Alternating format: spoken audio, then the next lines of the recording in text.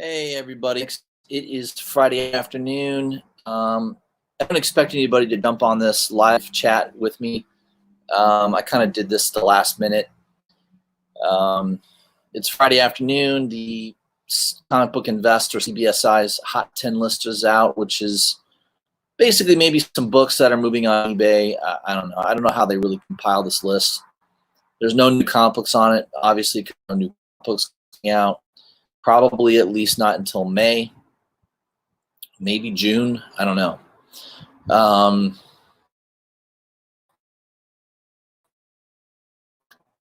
don't know about Disney, but I know Universal Studios is not opening up until May 31st. So the very end of May is when that park is going to be opening again. It's pretty amazing that they're going to keep it closed. I can only imagine how many millions and millions of dollars they're losing every day. It's crazy. Oh, by the way, one of the good things about, there's not many, but one of the good things about this health crisis that we're in is a lot of liquor that's sometimes hard to get at the liquor store is not hard to get anymore because they're not being sold to bars. So I went into one of my local liquor stores, just a small, family-owned liquor store, and I bought a bottle of Buffalo Trace, which is, it's not an expensive bourbon. It's like a $30 bourbon, but there's people that have been buying it online, paying $75, $80 for it. It is hard to get normally, especially in Florida. It's really tough to get. But they had cases and cases of it, and I said something to the manager of the liquor store. I'm like, "Hey, how did you get all this Buffalo Trace?" And he goes, "Oh yeah, that's bar stock." So I actually bought a bottle that normally is only sold to bars. It's labeled differently. They call it bar stock because the bars are not open. All the liquor, all that extra liquor is going to the liquor stores. So normally, he goes, yeah, normally we get maybe one case a month of that. And now they've got like 10 cases. So one of the beneficiaries is I've got a couple bottles now of Buffalo Trace. I'll probably go buy another one tomorrow. I know they only limit you to one bottle, but I think it's one bottle per day. So I'll probably show up tomorrow and buy another bottle.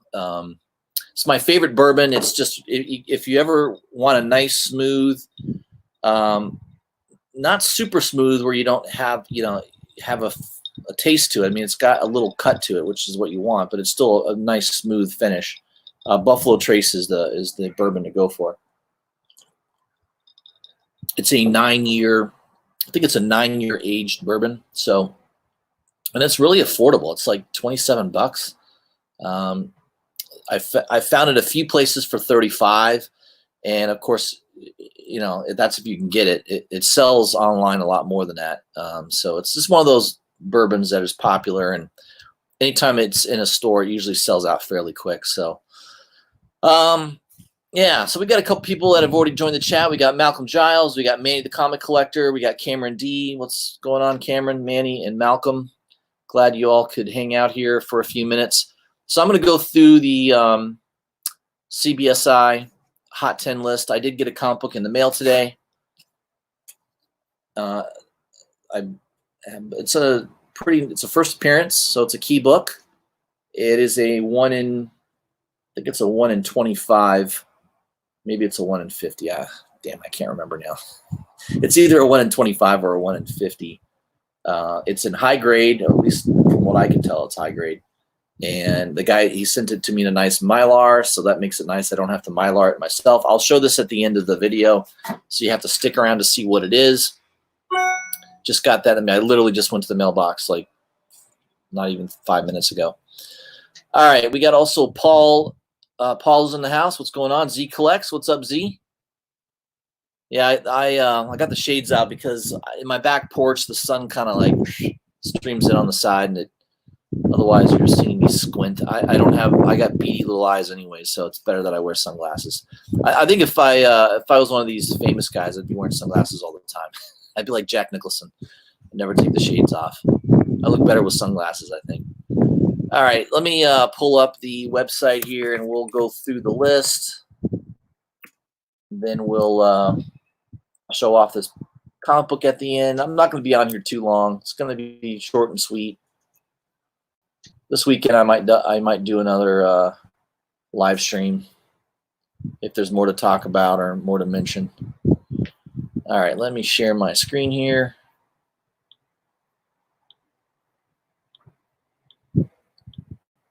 All right, I think you guys can see it now. There we go. comicbookinvest.com. So this list comes out every Friday. So this is April 10th, your Hot 10 list for the week. Let's go down to number 10 on the list, which is Werewolf by Night, number 32. An awesome key book, no doubt about it. I would love to get this in a 7 to an 8.0. I'd be very happy in that grade. I think at this point, trying to buy that raw would just be too dangerous. I probably would only buy that graded. It's such a tough book to find in high grade anyways. It looks like a 9.6 this week sold for around $2,000, which it mentions here is $600 less than a 9.2 sold 2 weeks ago. That's interesting. 9.6 is a really high grade for that book. That is a very difficult book to find above a 9.0. So 9.6, that's a huge grail. $2,000, that sounds like a really good deal. Not that I have an extra $2,000 to throw around in a comic book, but that's definitely maybe a good sign that the comic book industry is deflating a little bit. You know, key books are getting a little less expensive. I don't think the bottom's going to fall out on the high-end key books. I just don't think, especially the older, like Golden and Silver Age. This is Werewolf by Night. It's a Bronze Age book. I would put it up there, top 5 Bronze Age book. It's definitely a key book. Moon Knight's a great character. I definitely see him coming into a movie or a TV show or something in development at some point at Disney. Just a matter of time. Number 9 on the list is Jim Lee's original sketch. And man, that is an awesome looking sketch. That is the Batman Who Laughs sketch. It's beautiful. That finally went for about $10,000 on an eBay auction. There was also a Batman that went for around $10,000 as well. I think there's two more sketches. Apparently every week for 60, I think every week for 60 weeks. Is that what it is? Or is it 60 days? Every day for 60 days? I think he's doing a sketch a day for 60 days. And all the money that's raised from it is going to help out independent publishers and comic book stores. I don't know how much of that's going to be funneled to comic book stores, but it's a good gesture. I like Jim Lee. I've met him in person. He's a great guy. He was just really nice, took time with everybody. Just a really great guy. So I think the world of Jim Lee. I'm glad to see he's doing something to help the comic book industry, keep it going, try to keep it alive. I do think DC is going to get sold. So AT&T, and the reason I say that is AT&T has a lot of debt. Oh, by the way, I'm in the finance business, so I analyze stocks and companies, and I'm sort of an expert in the field. So in reviewing AT&T's corporate structure, they're very heavy indebted. They have a lot of long-term and short-term debt, and I can see them absolutely selling off the Warner Brothers DC Comics label. I wouldn't be surprised if they sell to Disney. Disney would probably love to buy DC, and I think they would still keep DC and Marvel separate. No doubt about it. And I don't know, would it be good for the industry? I don't like Marvel that much, but I think Marvel does a lot of things wrong. But I don't know. We'll see. I mean, DC's been a great company overall. I mean, I love their variant covers. Typically they don't do 1 in 25 covers.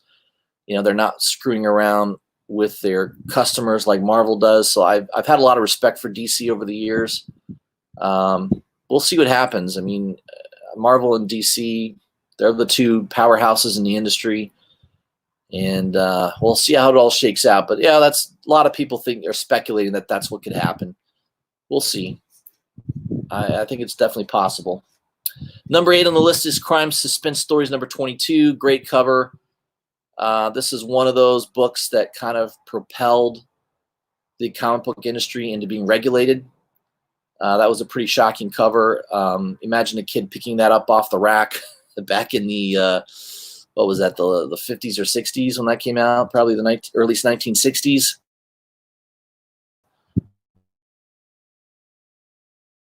And there's been homages to that cover for many years. It's definitely a key book in anyone's collection. 3.0 and a 3.5 sold over $1,800 recently. So yeah, I think, you know, pre-1970 horror comic books are going to continue to be crime horror comic. That genre is going to continue to do well. Just harder and harder to find them, especially in high grade, any grade really. So yeah, I love that cover, and I'm glad to see it on the list. Number 7 is X-Men number 205, the J. Scott Campbell variant. I got a nice little picture of Emma Frost there. Yeah, I'm not a big Campbell fan, but I know there's a lot of people that are. And this was back in January, $175 book, and it looks like there was a sale this week at $300. So that book's on the move. Not a lot of copies for sale, fairly scarce. Nothing I would go after because I'm not a big J. Scott Campbell fan, but yeah, there are a lot of people that like him, so that's keeping demand high. Number 6 is Golden Age Batman. Basically, any Golden Age Batman comic book obviously has a lot of value and holds up pretty well amongst market chaos. So that is a nice book to have if you can collect Golden Age books. Batman's got to be one of the best things to collect. A lot of key issues, a lot of villains in those early runs. So yeah, that's awesome. Number 5, The Boys, Dear Becky, number 1, the Carla Cohen variant, limited to 300. I've shown this on my channel several times. I do have that book. I picked it up a couple weeks ago. I didn't get it through Scorpion Comics, was the site that had it for sale.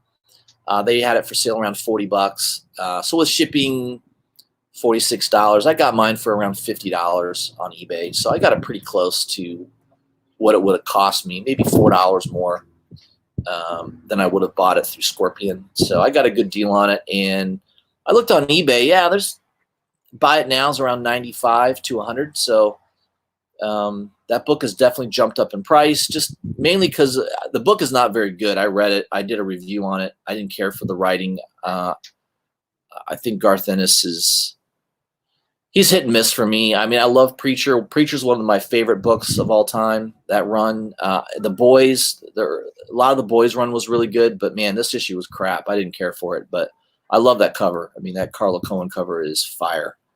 So it deserves to be on the list for sure. Number 4 is Tales of Suspense 39. This book doesn't need to be mentioned. I mean, everyone knows what this is. First appearance of Iron Man. A restored 4.0. Sold for $3,000 in auction. That's a good price. We'll see if that book can continue. Number 3 is Venom number 3, first appearance of Null.